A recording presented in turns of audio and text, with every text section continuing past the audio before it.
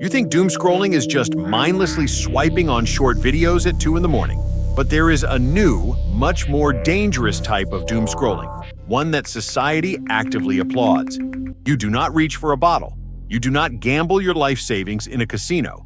Instead, you buy aesthetic planners, download complex focus apps, and spend hours meticulously optimizing a daily schedule you will never actually follow. Make absolutely no mistake. Your nervous system is completely hijacked, and you are hopelessly addicted. Productivity has become the new doomscrolling. And right now, you are acting as a functional addict, consuming the illusion of effort just to avoid the terrifying reality of doing the actual work. Let us walk through a typical day in your life. The phantom day. You wake up early because a billionaire on a podcast told you that 5 in the morning is when champions are made. You drink your water, you sit at your perfectly clean desk, and you open your laptop. You feel a surge of motivation. You open your planner application and you start building your daily schedule. You color code your tasks. You set up a Pomodoro timer. You watch a quick 10-minute video on how to optimize your workflow, taking detailed notes on a system you will never actually use. 2 hours go by. You look at your beautiful, perfectly organized screen, and you feel a massive sense of accomplishment. You feel like you have conquered the morning.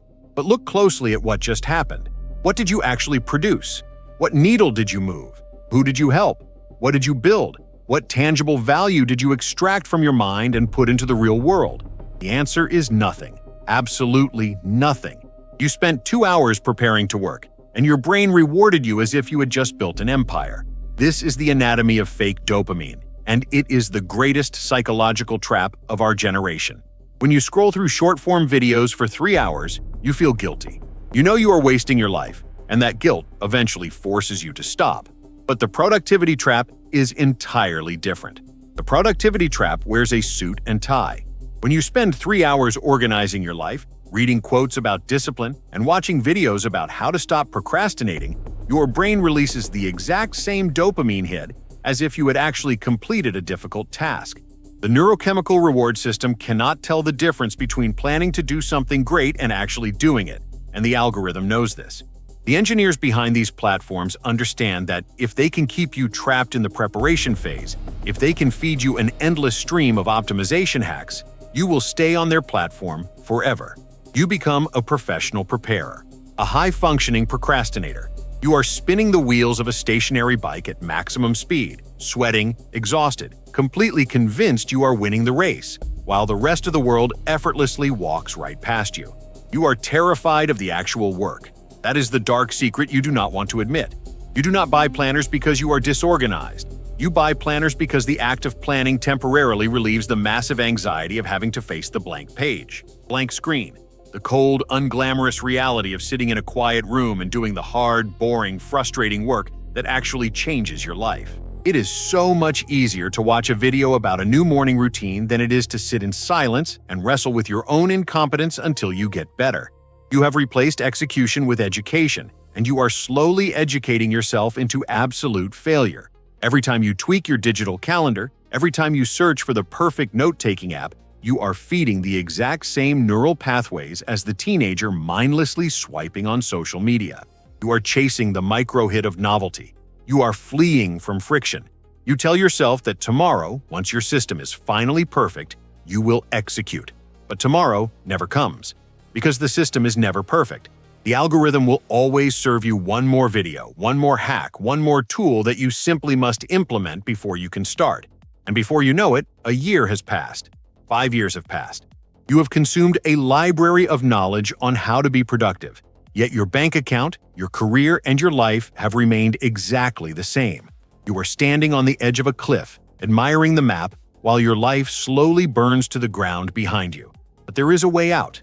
There is a protocol to break this cycle, to step out of the phantom day and into the realm of the 1%. It is a path that requires you to throw away everything you think you know about working hard.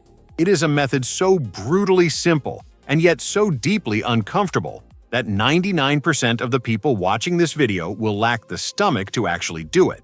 If you want to stop consuming the illusion of effort and start dominating your reality, you have to be willing to enter the void. So, let us rip the final mask off. You do not fear failure. You fear the silence that comes before it. When you strip away the color-coded calendars, the aesthetic desk setups, and the endless background lo-fi music, what is actually left? Just you and the terrifying weight of your own incompetence. That is the exact moment where 99% of people break. They feel that heavy, sinking anxiety in their chest, and they immediately reach for a distraction. They open a new tab to find a better template. They search for a new tutorial. They run back to the comforting illusion of preparation, because preparation feels like progress, without the risk of actual defeat.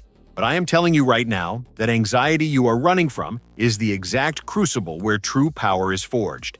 If you want to see what real, unfiltered mastery looks like, you need to abandon the cinematic montage playing in your head. The people who are actually building empires, the 1% who are quietly taking over the world, do not have perfect morning routines. Their workspaces are often ugly. Their process is profoundly boring. They sit in quiet, unglamorous rooms, staring at complex problems, and they allow themselves to be incredibly frustrated. They do not numb the friction with a podcast. They do not escape into a productivity app when the work gets hard. They sit in the fire of their own inadequacy until they solve the problem. They understand that true dopamine, the kind that permanently alters the trajectory of your life, is only earned through the agonizing process of sustained, uninterrupted focus. This is the core of the anti-effort protocol. You have spent your entire life trying to add things to your routine to make yourself better.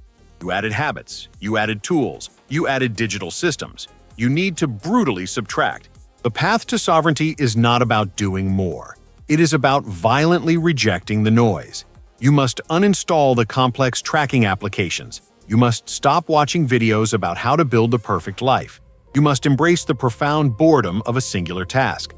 When you sit down to work, there should be no music, no secondary monitors, no phone in the room, just the absolute terrifying void of a single objective.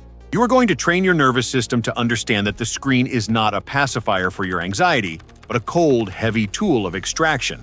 Right now, you are standing at the exact intersection of who you are and who you could be. The algorithm is watching you. It is calculating the exact moment your attention will break. It is queuing up the next video, the next hit of cheap stimulation, waiting for you to surrender. Every time you give in, you are transferring your wealth, your time, and your potential to a server farm in Silicon Valley. You are voluntarily choosing to remain cognitively broke in a world where attention is the only currency that matters. You can either be the architect of your reality, or you can be a biological battery for someone else's machine. In a society of 47-second minds, a person who can hold their focus for one single hour is a god. And you are so close to realizing that power. But you cannot do it while you are still plugged into the feed. You cannot find sovereignty while you are still consuming content about it. The education phase is officially over. The execution phase begins the second my voice stops. I am not going to ask you to subscribe. I am not going to ask you to like this video or leave a comment about how much it opened your eyes. Doing that would just be another hit of fake dopamine.